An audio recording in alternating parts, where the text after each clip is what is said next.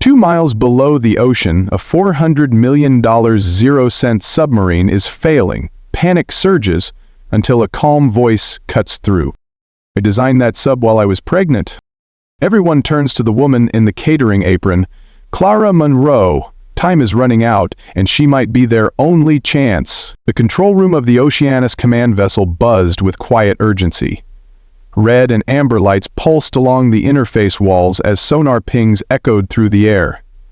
On the largest screen in the room, a flickering image showed the Nereus XX, a $400 million deep-sea research submarine lodged precariously inside a trench 2 miles beneath the Pacific Ocean. Inside the vessel, a team of 5 scientists and pilots sat in silence, relying on emergency oxygen reserves that would not last beyond 2 hours. Jackson Hale, Chief Executive Officer of Aquadyne Marine Systems, stood at the center of the control room, jaw tight, fingers gripping the edge of the console. At 45 years old, he was known for his composure under pressure. But right now, pressure was an understatement. "Thermal regulators offline, external pressure climbing," someone announced. "Start power diversion from non-essential systems," Jackson ordered. Another technician's voice cut in. "That will buy them maybe 40 minutes. Jackson exhaled sharply. This was not just a technical failure. This was a public catastrophe. Representatives from the United States Navy, the Department of Energy, and 3 international investors were watching. If the Nereus X was lost, so was the next decade of underwater exploration. And Aquadyne's reputation.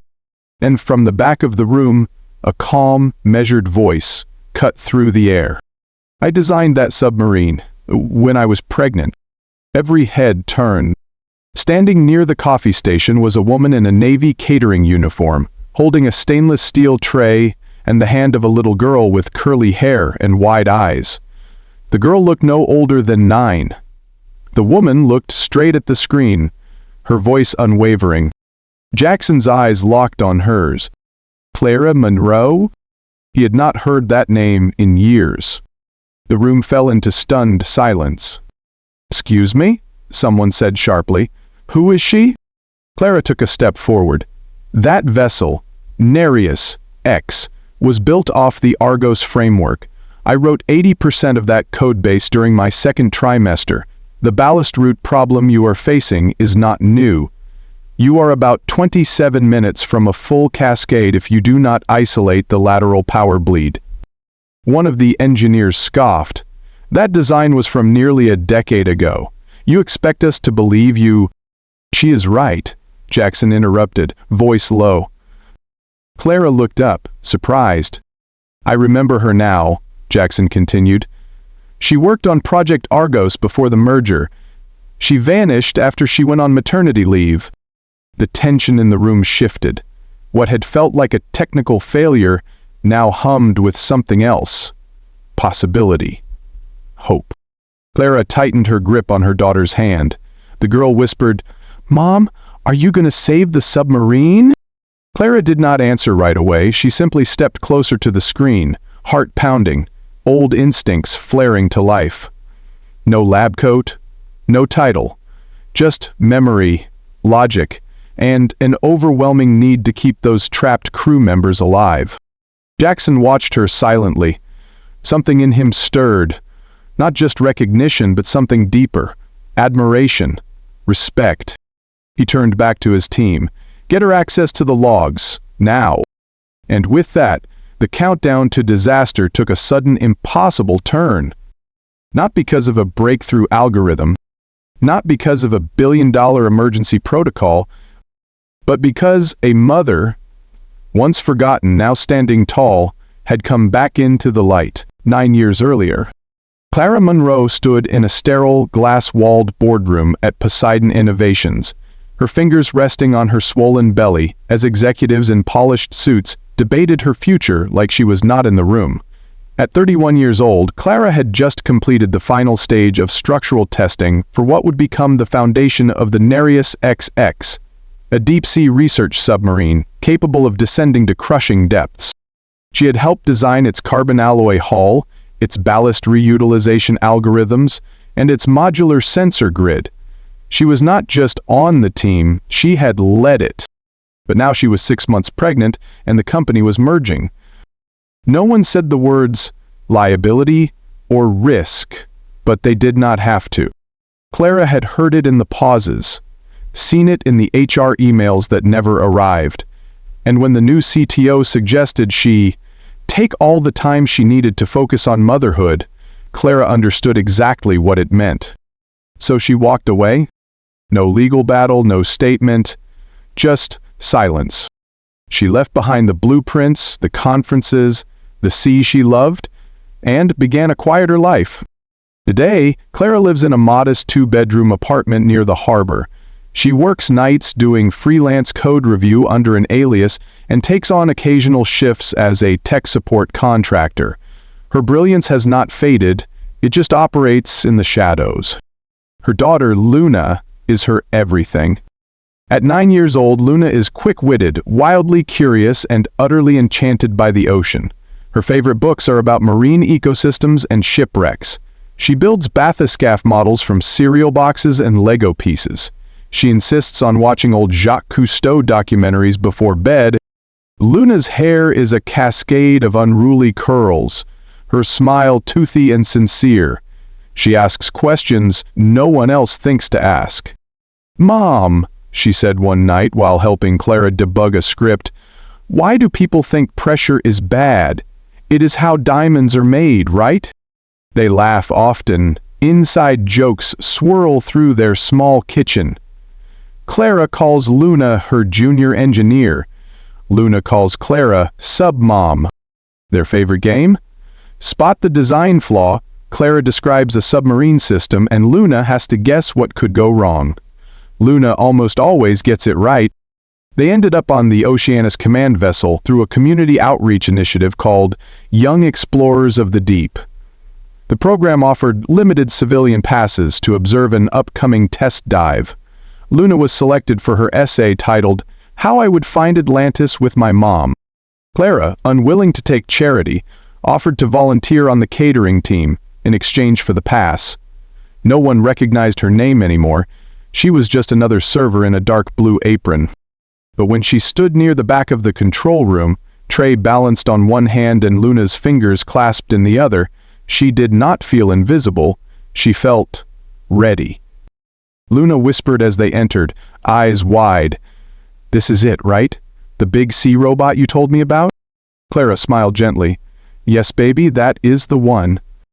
They stood quietly for over an hour, until things started going wrong, until the pings changed tone, until the engineers began using shorter sentences, until Clara could not stay silent anymore, until she said the words that brought her back into the room. "I designed that submarine when I was pregnant." She had not said it to be dramatic, she had said it because it was true, because her daughter needed to know that brilliance does not disappear. It just waits, sometimes in silence, sometimes in a small apartment near the harbor, sometimes holding a little girl's hand, ready to rise again, back in real time. 2 miles beneath the ocean's surface, the Nereus XX was drifting, slowly, helplessly, in the wrong direction. Power output had dropped by 30%. Emergency oxygen reserves were engaged. The vessel's sonar pulse was pulsing irregularly, and the onboard navigation AI had frozen mid-routine, locked in a feedback loop it could not break. Inside the control center aboard the observation ship Oceanus, tension thickened like seawater around the wreck. Red lights blinked above the main control panel. Crew members shouted over one another. Someone dropped a coffee mug. The data stream spiked with error codes. One of the operators cursed under their breath. Jackson Hale, Chief Executive Officer of Aquadyne Marine Systems, stood at the center of it all. Tall, sharply dressed, his posture radiated control, but his jaw was locked tight, and his knuckles had gone pale where they gripped the edge of the command table. Every second mattered. The submarine had 5 research crew members aboard, including a Nobel Prize-winning marine biologist and 2 engineers. The Navy liaison barked down the comms line, demanding updates. The investors who had poured $400 million into this vessel were already on a group call with their attorneys, and 3 news drones were hovering overhead, transmitting everything in real time. Jackson's mind ran calculations as fast as the failing system. They had 2 hours of oxygen, maybe less. The AI navigation loop meant they could not reroute manually unless the core was hard rebooted, which would kill life support for a minimum of 4 minutes. Too long. Not enough. From the far edge of the control center, a voice floated over the panic. Clara Monroe, standing quietly behind the catering cart, her 9-year-old daughter clutching the hem of her sleeve, tilted her head at the screen and muttered under her breath. It was a Stabilizer Protocol E24. It is the staggered fail-safe drift. I flagged that loop back in version 7.9. A young technician turned toward her, incredulous. Excuse me? That protocol was rewritten 3 years ago. Clara raised one eyebrow. Did they ever replace the redundancy lockout inside the coil failover? The technician blinked. No, that would trigger a stack overflow. Clara nodded, completely calm. Exactly, unless you introduce a double ping decoy. Line 273, insert the override string, echo 24/drift redirect/manual token. Silence. The technician tapped at his terminal. His face changed color. That is the exact fix. It is buried. It is not even in the main documentation. All eyes turned toward Clara. Jackson stepped forward, stunned. Who are you? Clara held his gaze, her voice steady. I am the one who wrote that line, while eating pistachio ice cream and carrying 8 pounds of baby. Luna tugged on her sleeve and whispered, Actually, I think I was 8 pounds and 2 ounces. Clara added with a faint smile, She is always fact-checking. A wave of murmurs moved through the room. The technician backed away from the console, motioning for Clara to take over. One of the Navy officers narrowed his eyes, clearly reevaluating everything. Jackson stared at her, recognizing something in her cadence, the way she moved, precise, confident, unshaken by authority. He had read internal code reviews from years ago, pseudonyms, anomalous brilliance flagged during audit reviews. He had always wondered who wrote them. Clara Monroe was not just the catering assistant. She was the invisible mind behind several of the submarine's most critical protocols, and the only person in the room who seemed unafraid of the blinking red lights. Jackson exhaled and said the first honest thing he had said all day. Do you think you can help us bring them home? Clara met his eyes. Only if you get out of my way. Clara stood still, waiting. The control room was silent but humming with tension, every eye on her. Her catering apron was still tied loosely at her waist, her daughter Luna tucked protectively behind her. A minute ago she was invisible, now the entire fate of a $400 million vessel balanced on what she said next. Jackson Hale took a breath, hands flat on the console in front of him. Do it, he said quietly. But sir, one of the engineers started. She designed the protocol. Jackson cut him off, eyes still locked on Clara. We do not have time for ego. The technician reluctantly stepped aside. Clara nodded once, then walked forward, her posture calm, her eyes already scanning the interface. Luna, she said without looking back, stay close and do not touch anything glowing. Luna gave a small salute and stayed close to her mother's leg, her wide eyes flicking across the glowing panels with a mixture of awe and terror. Clara sat down, fingers dancing over the keyboard with familiarity that startled the crew. The code was buried in layers of updates and vendor patches, but she found the flaw instantly, right where she remembered it would be. The ballast failsafe loop is caught in a 2-point command conflict, she murmured. It thinks it is both floating and falling, and that confusion is crashing the AI override.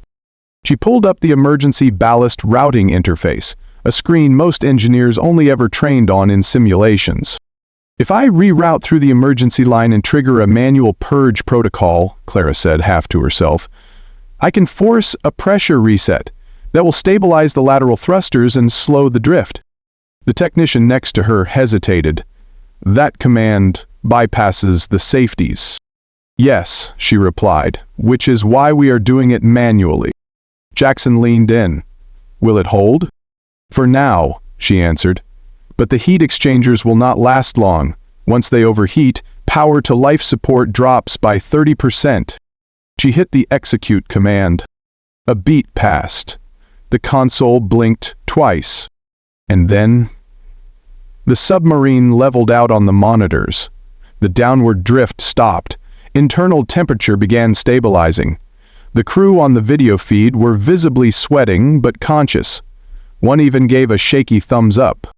Cheers broke out in the room. One technician clapped and then caught himself, embarrassed. Clara sat back slowly. She looked tired, but her eyes were sharp. Luna whispered, "Did we just fix it?" Clara smiled faintly and squeezed her daughter's hand. "We bought them time, that is all. It is not over." Jackson stared at the console, then at Clara. "You were the one they buried in the merger," he said slowly. "You were the ghost in the code. I remember your signature in the early architecture models. You were Munsi." Clara did not answer right away. Then she turned toward him, her voice even and clipped. "You have got 2 hours before the heat exchangers fail. I suggest we stop chatting and get back to work." Jackson blinked. And then he smiled. The kind of smile that knew the tide had just turned, and that he was no longer the smartest person in the room. The moment Clara stood from the console, the silence fractured. The executive team, clustered on the upper deck behind a glass partition, erupted into argument. Voices crackled over the comms, sharp, urgent, indignant. "She is a caterer," snapped the head of legal. "She should not even be in the command deck." "We cannot let a civilian lead a live op, Jackson," another executive growled. "Especially not someone with no security clearance. This is a nightmare waiting to happen." "I will have to notify the board," said someone else. "This has legal and liability risk written all over it." "Public relations will burn us alive if this leaks," muttered another. "A mother in an apron running emergency protocol? They will think we lost control." Jackson Hale stood in the eye of the storm, calm but clearly weighing every word. His jaw tightened as each objection hit him. Beside him, Leo Alvarez, Jackson's closest friend and second in command, rocked back in his chair with his arms crossed. He looked from Clara to the team, then cracked a crooked grin. "I do not know her," Leo said loud enough for the room to hear, "but she just kept 4 people alive with a coffee tray in one hand. Personally, I vote we let her finish." That earned a brief pause from the rest of the room. Clara took a step back. The adrenaline from stabilizing the submarine had faded, and the spotlight now felt like a scorching floodlight. Her fingers trembled slightly. The echo of her past, of men in suits talking over her, of whispers behind closed doors, surged through her memory. "I never wanted this again," she murmured. Luna, standing at her side, slipped her tiny hand into Clara's and looked up with those big, serious eyes. "Mom," she whispered, "they are waiting. You are the smartest one here." Clara blinked. The room quieted again. Jackson stepped forward until he stood just a foot away from her. "I do not care what the lawyers say. I do not care what the board thinks," he said, voice steady, eyes locked on hers. "You saved lives. You saw what we missed. I trust you, Clara." A beat of silence passed, then another. Clara looked around the room. Most of the engineers were watching her now, not with judgment, but with something closer to hope. And a little fear. She took a deep breath. Ben nodded. "All right," she said softly. "Let us bring them home." Leo grinned. The room, still divided, shifted ever so slightly. Some still doubted her. Some still wanted her gone. But none of them were willing to step up in her place. She walked back to the console. The next command sequence glowed on the screen, waiting. The room dimmed as the sun dipped below the horizon outside the observation deck.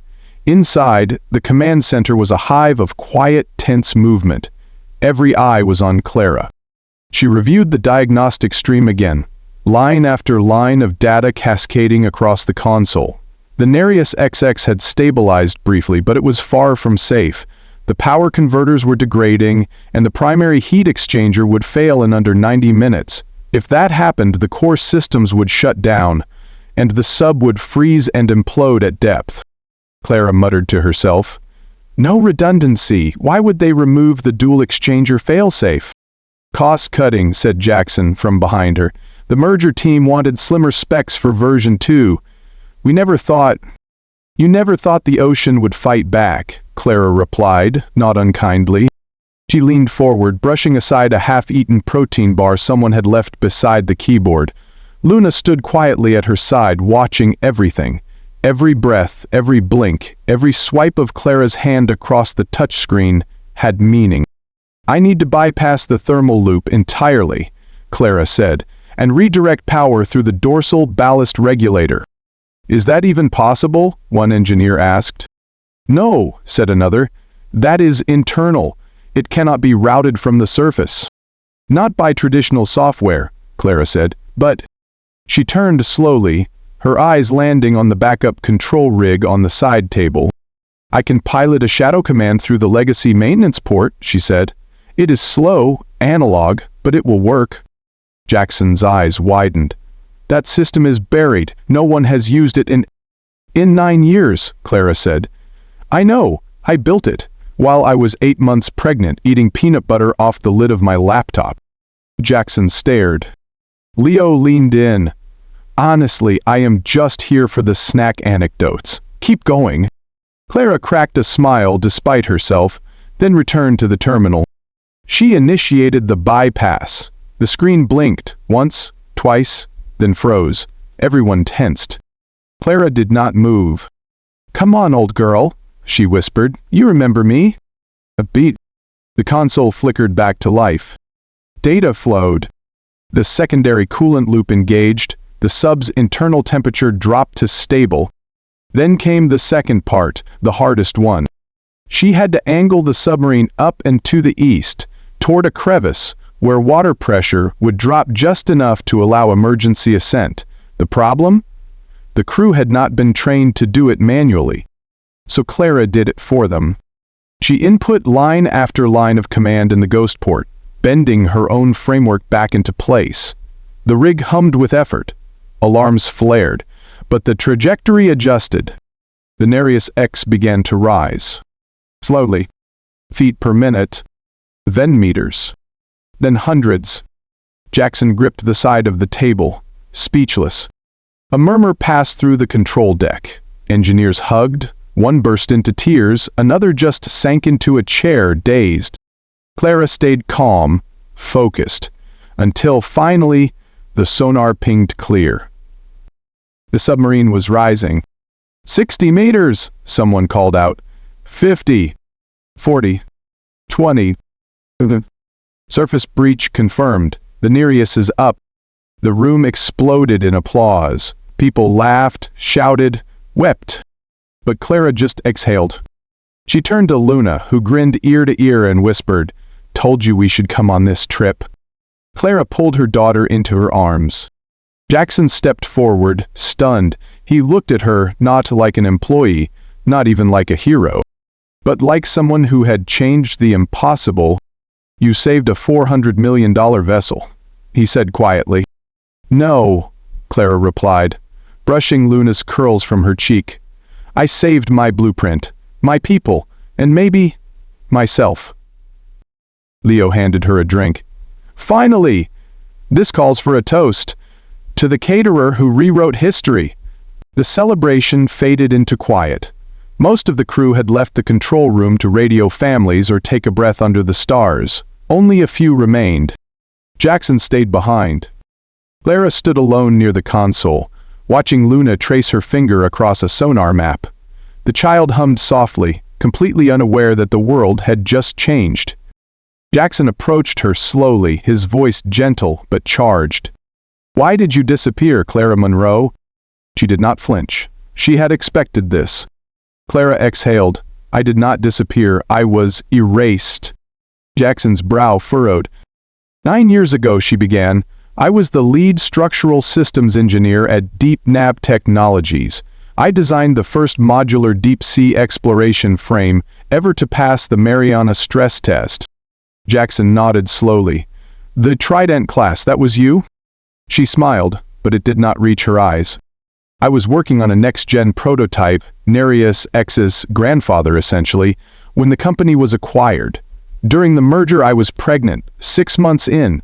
The new board cut my role, citing budget redundancy. Amy pushed you out, Jackson said. They erased my credentials, Clara replied, locked me out of every lab, took my research ID, shelved the design, and offered a buyout so I would not speak out. He was silent. I could not fight them. I was alone. No partner, no family near. I chose to protect my child instead of prove my value to a room full of men who never looked me in the eye. Jackson looked at Luna, still tracing arcs of sonar light like constellations, and something in him cracked open. I studied those systems in grad school, he said quietly. They told us it was a collaborative design from a joint engineering team. Clara laughed bitterly. They even erased my name from the patent filing. I became a footnote in a footnote. He took a step closer. I do not know whether to apologize or give you my company. She smirked. You can start with coffee, strong, and with a better mug than those ugly corporate thermoses. Behind them, Leo entered, holding 2 fruit cups and wearing his signature grin. I leave you two alone for 10 minutes and she turns into James Bond with a baby. Jackson gave him a look. Leo's tone softened as he offered a fruit cup to Luna. No kidding, though. I have never seen anything like that, Clara. You saved the whole damn company. Clara simply smiled. I just wanted to show my daughter what the ocean looked like. Leo grinned. Pretty sure you just showed the world what a woman looks like when you give her back her voice. Jackson nodded, solemn. Let's make sure no one takes it again. They stood there, the 3 of them, as the quiet hum of sonar pinged in the background, and for the first time in years, Clara Monroe felt seen. Not for her title, not for her resume, but for the mind they tried to bury, and the heart that never stopped creating. The following morning, the crew of the command vessel stood assembled on deck beneath a rising sun. The media had arrived. Navy officials hovered like shadows. Jackson Hale, CEO of Aquadyne Marine Systems, stepped up to a makeshift podium set between 2 cranes. He adjusted the microphone, but his eyes searched for someone. And there she was. Clara stood at the back, hands folded, Luna tucked at her side.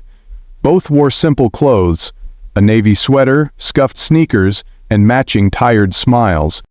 Jackson cleared his throat. Yesterday the world almost lost 4 brave crew members, a $400 million vessel, and our future as leaders in oceanic exploration. He paused. We were saved by someone who was never supposed to be in the room, a woman who once designed the systems we rely on, then was forgotten, until she reminded us all, brilliance cannot be erased. Gasps, flashes, murmurs rolled across the crowd. Jackson extended a hand toward Clara.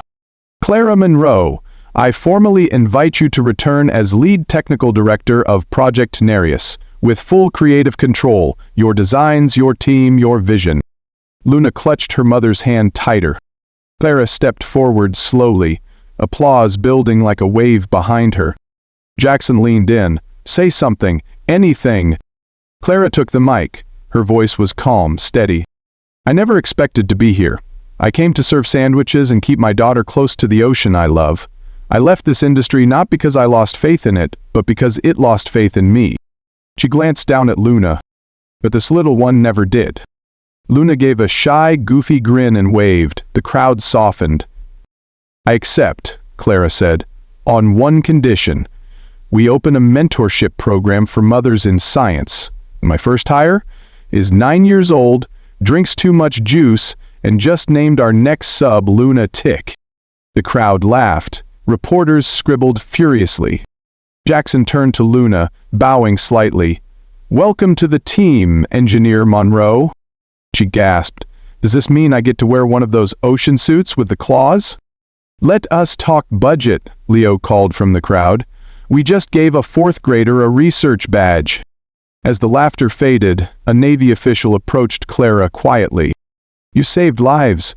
The Admiral would like a word." Clara nodded, but before she followed, she turned to Jackson. "I hope you meant it, about letting me lead." He nodded. "I have built empires with less faith than I have in you." She smiled, then added, "Also, your tie still looks like seaweed." Luna burst into giggles. Leo leaned toward Jackson and whispered, "You are falling for her." Jackson smirked. "It is mutual." And just like that, the tides turned. Not just for Clara, but for every brilliant woman watching from the margins. 6 months later, Project Nereus looked nothing like the files in the old boardroom.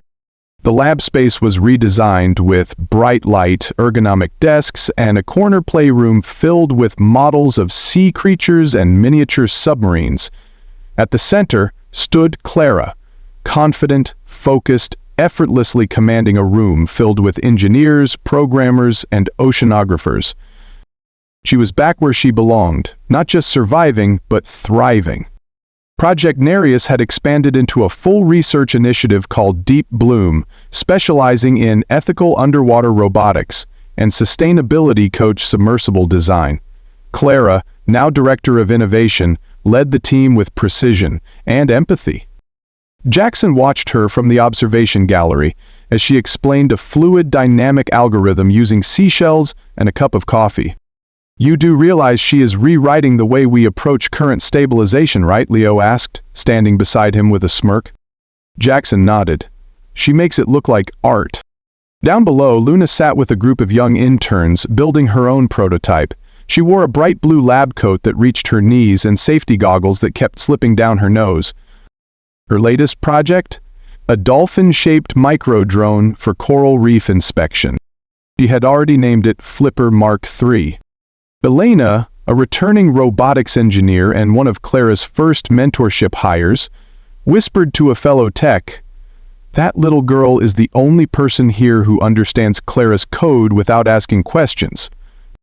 Clara would often say, half-jokingly, "I designed submersibles while in labor. This is my version of a second childhood." Every morning, at exactly 7:30, Jackson would arrive with 2 coffees, one for him, and one precisely how Clara liked it, black with 1 sugar and a splash of oat milk. "You are early again," she would say, looking up from a pile of notes. "I live for judgmental eye rolls and passive-aggressive compliments," he would reply. She would smirk. "Then welcome to paradise." Leo had officially adopted the role of Luna's ridiculous uncle, despite being terrible at science and worse at supervision. He taught her how to fly kites, grill marshmallows, and once let her name a simulation test Operation Gigglefish. One afternoon, as they walked along the dock outside the research vessel, Luna skipped ahead. "Do you think I can captain my own submarine by the time I am 15? Clara laughed. "That depends. Will you still let me ride shotgun?" "Only if you bring snacks." Behind them, Jackson slipped his hand gently into Clara's. They stopped, watching the orange-pink reflection of the sunset shimmer on the water. "You rebuilt everything," he said quietly. "Not just the project, but yourself." Clara nodded. "And I did not do it alone." He looked down at her. "Just so you know, I am not afraid of strong women anymore." She grinned. "Good, because I am just getting started." He leaned in, brushing a soft kiss to her temple. From boardroom rejection to deep-sea redemption, Clara Monroe had emerged not as someone who once belonged, but as someone the entire world was finally ready to follow. And she had done it all, with a code book in one hand and her daughter's hand in the other. The auditorium was buzzing. Hundreds of students, scientists, and marine tech enthusiasts filled the seats at the International Youth Deep Sea Science Expo. Bright banners hung above the stage, and cameras streamed the event live to classrooms around the world. At the back, Clara adjusted Luna's collar, brushing a stray curl from her daughter's cheek. "Are you sure you are ready for this?" Clara asked. Luna's hands trembled slightly. She was clutching a model of her coral mapping microdrone. "I am nervous," Luna whispered. "But you told me once we get brave by doing hard things scared." Clara smiled and kissed her forehead. "Then go be brilliant." As Luna walked onto the stage, blue lab coat, goggles pushed up on her head, her voice wavered for just a second. Then she stood taller, facing the crowd. "My name is Luna Monroe," she began, "and I want to help save the oceans. My mom taught me that intelligence is not loud. Sometimes it is quiet and hidden, like a signal through deep water." Clara stood beside Jackson in the front row. His hand reached for hers, holding it gently. "She's incredible," he whispered. Clara nodded, eyes glistening. "She is everything," Luna continued, now more confident. "I used to think that being the smartest kid in the room made you weird, but my mom showed me that being smart is not just about answers, it is about asking better questions and believing you deserve to ask them." The audience erupted in applause. A few even stood. On stage, Luna beamed, bright, unapologetically proud.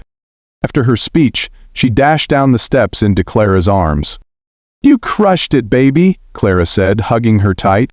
"Did I sound smart or just weird?" Clara laughed. "You sounded like the future." Jackson crouched beside them. "So, genius," he said, ruffling Luna's hair. "Ready to celebrate with tacos?" Luna grinned. "Only if you drive. Your car has the best snacks." Clara rolled her eyes playfully. "I am starting to feel replaced." Jackson stood, offering his arm. "Never." They walked out together, three shadows in the fading afternoon light. A team, a family, not born of perfection, but of persistence, brilliance, and love. From betrayal to blueprints to belonging. Clara Monroe had not just saved a $400 million submarine, she had reclaimed her voice, raised a leader, and rewritten her story from the ocean floor up. And now the world was listening. If this love story and mother-daughter journey stirred something in your heart, do not forget to subscribe and turn on notifications for more soul-stirring stories, emotional stories, and heartwarming stories just like this one. We absolutely love reading your comments, so tell us, where in the world are you watching from? Have you ever seen brilliance show up in unexpected places, or witnessed love grow from unlikely beginnings? Share your stories in the comments below. We read every one of them, and we cannot wait to hear yours.